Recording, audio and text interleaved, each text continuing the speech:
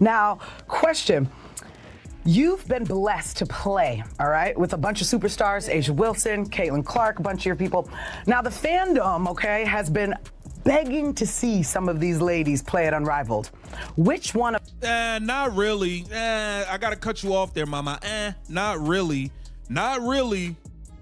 No, not really. I get it. Sport that you got. That pause, right there. That's the sound of someone trying to figure out how to not step on a landmine. Kate Martin just got asked the question every WNBA player dreads. Pick between Caitlin Clark and A'ja Wilson for Unrivaled's 3-on-3 league. And what makes this particularly awkward is that Kate's played with both of them. She owes her WNBA career to one and her current Unrivaled paycheck to the other. So watch how carefully she navigates this. Both of them. I mean, that's political, Kate. You know you're supposed to say Caitlin Clark. You know you get hey, Caitlin or anybody. Caitlin got you to the league, girl. Talking about no damn A'ja Wilson. And they're both two of the best players in the world. You can't really deny that. And so A'ja in the pick and roll would be amazing, and her mid-range game would be lethal here. And then Caitlin. Wake me up. A'ja Wilson, like, come on, man. Love A'ja, you got game. You a legend. Nobody won't watch that. Both of them. The diplomatic answer, the safe answer, and honestly, the boring answer. Because here's what Kate Martin knows that she can't say out loud. Only one of those players would actually move the needle for Unrivaled. Only one of them has fans who would tune in just to watch her shoot around in an empty gym. And it's not the two-time MVP. Let's be clear about something. Kate Martin is in the WNBA because of Caitlin Clark. She said it herself in that clip. She didn't even think she'd get drafted. Iowa's historic run put Kate on national television for 30-plus games, playing alongside the most-watched college basketball player in history. Scouts saw her hustle, her defense, her ability to complement a superstar. Without that spotlight, Kate Martin is playing overseas or coaching high school ball. I think they would both thrive in this setting. Oh, we love that. Now, have you tried to recruit them? And if so, what would your recruiting pitch be to get them? You can't recruit. I'm sorry. We love you, Kate Money Martin. You can't recruit Caitlin Clark. They would have to, she turned down Project B money. It's nothing you can say to get her to go to Unrivaled. They don't have Project B money. What are we talking about? They would have to fork up about $25-30 million for her to show up there. You crazy? Them to join the league. I think my recruiting pitch would be. Now she's trying to sell A'ja Wilson's mid-range game in a 3-on-3 format. Her pick and roll would be amazing. Would it though? Because here's the thing about Unrivaled that nobody wants to admit. It's struggling for attention. The league launched in January 2025 with 30 players and big promises about changing women's basketball. They're paying players to stay stateside during the offseason instead of going overseas. Noble goal, but the ratings haven't materialized. You know why Unrivaled keeps getting asked about Caitlin Clark? Because they need her, desperately. The league's entire marketing strategy seems to be mention Caitlin's name enough times that maybe some of her fans will accidentally watch our games. They got Paige Buckers as the #1 pick in their draft. That helped. But Paige doesn't have Caitlin's audience yet. Nobody does. Yes, it's, player driven, but it's a lot of fun, Yeah. You see the TikToks, you see us doing things together as a team, but it's very fun, so I feel like it speaks for itself. Oh, for sure, for sure. Speaking of fun, do you have anything fun, like for example, last season, a funny story or anything that you have spending some time here with the girls at Unrivaled? I think just everything was kind of a blur to me last season. I was just coming off my rookie year, and I was playing with players like Alyssa Thomas, and Caitlin being able to spread the floor and probably be shooting it from half court, honestly, there it is. That's the real answer buried in the diplomatic response. Kate knows what everyone knows. Caitlin Clark in a 3-on-3 format on a smaller court would be absolutely lethal. She's already pulling up from 30 feet in the WNBA. In Unrivaled, she'd be taking shots from the opposite free throw line and making them at a 50% clip. Think about what makes Caitlin must-watch television. It's not just that she scores, it's how she scores. The audacity, the range, the passes that shouldn't be possible. Now compress that into a half-court game where there's less space to defend, quicker possessions, and more opportunities for highlight plays. She'd average 40 points a game and break the internet twice a week. What excites you the most about playing with each of these players? Yeah, I mean, I've admired these players from afar for a really long time, even when they were in high school, college, and they've been playing, and I'm just really excited to get out on the court with them and actually get to be teammates and not rivals with them. We're truly unrivaled now. And I think each person brings a little something different to the game. Cam and Dom are both so long and lanky. Yes. You know, on the offensive end, that's going to be nice to be able to throw a lob to them. But defensively, you know, they're nightmares to. But here's where Kate's recruiting pitch falls apart completely. Come to Miami, the weather's nice. We can go to the beach on off days. Caitlin Clark can go to Miami whenever she wants. She signed an 8-year, $28 million deal with Nike. She's got endorsement deals with State Farm, Gatorade, Wilson Sporting Goods. She made over $11 million in her rookie year off the court alone. She doesn't need a free vacation to Miami. This is the fundamental disconnect that Unrivaled hasn't figured out yet. The players who need the league, the ones who would benefit from staying stateside, from the exposure, from the extra income, those players don't move the needle. And the players who would move the needle don't need what Unrivaled is offering. It's a catch. The offense and get downhill, like I think her explosiveness, both on offense and defense, is going to be really good for us. So I think everybody brings their own touch, but like our young energy, like our spirit, like how much fun, you know, we want to have and like to have. I think that's what I'm looking forward to most, and so it should be a really exciting year for us. Oh yeah, y'all look scary. I'm not gonna lie. The teams, I love the shaking up. Everyone's looking a little different. I know. Y'all look a little scary out there. Y'all have some length. Y'all got as you said, the back court, the front court. I think you guys are pretty much covered. Yeah, I'm excited. How cool was it though that Paige? Not only was she first in the draft here, but also first. Kate talks about how exciting it'll be to play with Paige Beekers, Rakia Jackson, Cameron Brink, and Azura Stevens. And you know what? That is a legitimately talented roster. In a normal basketball context, that team should dominate. But Unrivaled isn't operating in a normal basketball context.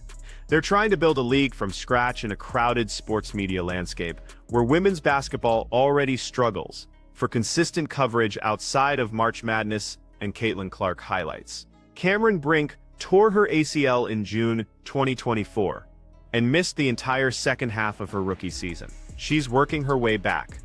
Rakia Jackson is solid, but not a household name. Azura Stevens has bounced around the league. These are good players, but casual fans don't know who they are.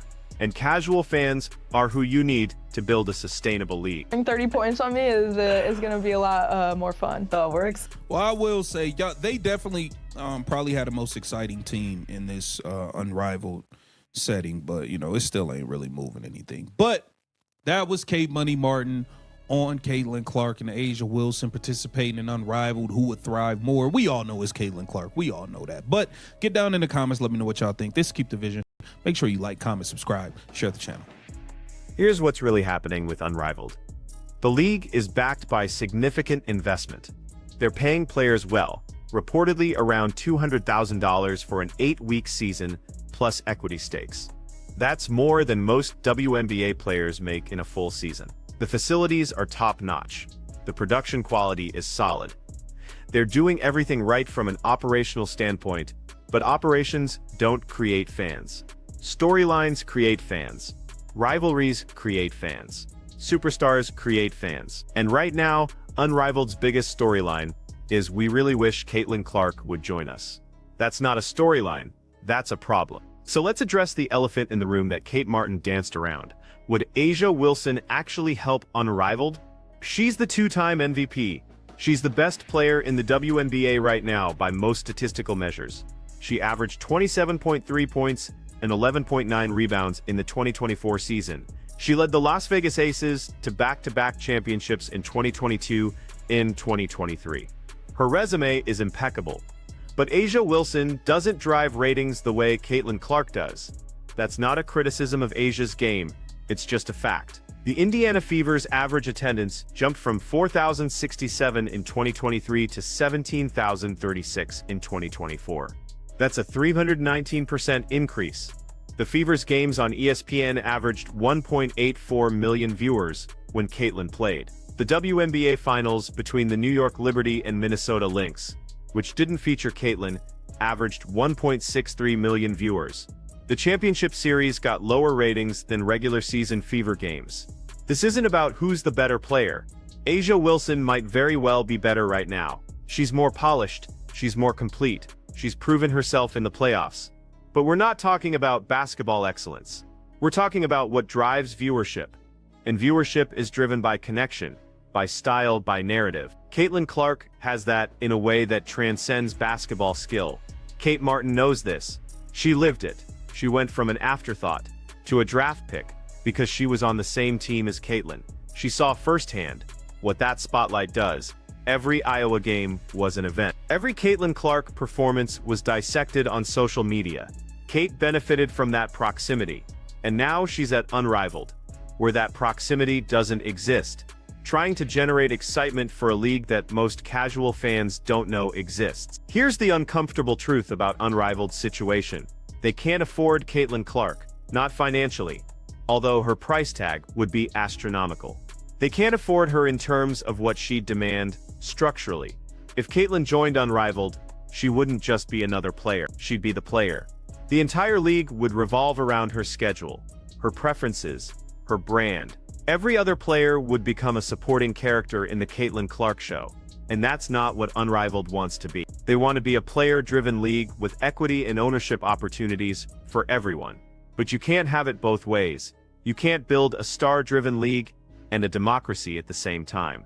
The WNBA has struggled with this balance for years. They need stars to drive interest, but they also want to promote the collective. It's why the league's marketing often feels muddled. They'll push one player, then overcorrect and push the team concept, then wonder why casual fans can't name more than 2 or 3 players. Unrivaled is making the same mistake. They're trying to be egalitarian while desperately needing a superstar. They're paying everyone well while hoping someone emerges as must-watch. They're building a quality product while forgetting that quality doesn't always equal attention. The WNBA is a quality product. The games are competitive. The athleticism is elite. But outside of Caitlin Clark's rookie season, when was the last time the WNBA dominated sports conversation for more than a day or two? Now think about what Kate Martin said about A'ja Wilson's mid-range game being lethal in Unrivaled. Technically true. A'ja's mid-range jumper is one of the best in women's basketball. She shoots around 48% from mid-range. That's elite efficiency. In a 3-on-3 game where the court is compressed, that skill would be valuable. But here's the question. Does anyone tune in specifically to watch mid-range jumpers? Does that create highlights that go viral?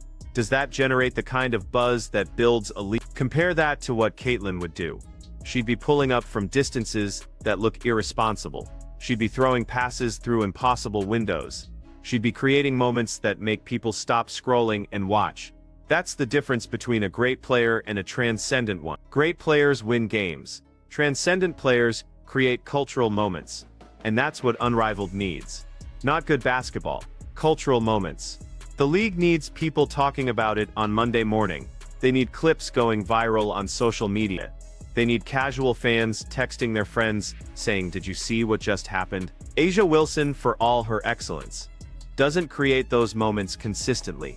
Caitlin Clark does it almost every time she plays. Kate Martin's diplomatic answer, "Both of them would thrive," is technically correct, but strategically meaningless.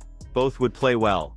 Both would put up numbers, but only one would change Unrivaled's trajectory. Only one would make the league appointment view. Only one would get media coverage beyond niche basketball outlets. And everyone involved in this conversation knows it. The real question isn't whether Caitlin would thrive in Unrivaled. The real question is what would it take to get her there? And the answer is probably more than Unrivaled can offer. Caitlin turned down opportunities all season to maximize her offseason. She skipped the Olympics because she wanted rest. She's being strategic about her brand and her body. An 8-week commitment to a startup league in Miami, no matter how well funded, probably doesn't fit into those plans. Unrivaled will survive without Caitlin Clark. They have enough investment and enough talent to complete their season and probably come back for a second year. But will they thrive? Will they become the off-season destination they want to be? That's much harder without a true needle mover. And that's why every interview about Unrivaled eventually circles back to the same question: will Caitlyn join? Because everyone knows that's the answer to most of their problems. So Kate Martin did her job. She gave the diplomatic answer. She praised both players. She tried to sell Unrivaled as a fun opportunity, but the subtext was clear in every careful word choice. One of these players would change everything. And it's not the one who's already won 2 MVPs. What do you think? Would you watch Unrivaled if Caitlyn Clark joined? Or is the 3-on-3 format just not compelling enough, regardless of who's playing? Drop your thoughts in the comments. And if you made it this far, hit that subscribe button, because we're breaking down everything WNBA all season long.